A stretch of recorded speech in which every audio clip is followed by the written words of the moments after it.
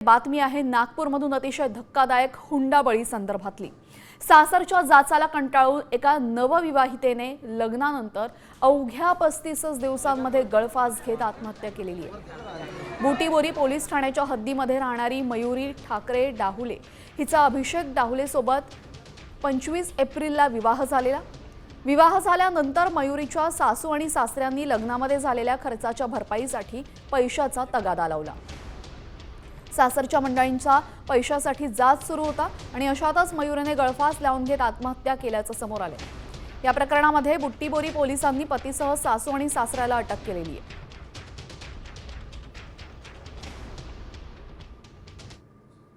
सोनेगाव मोरे गावामध्ये मुलगी नावे मयुरी डाहुले हिने गळफास घेऊन आत्महत्या केली।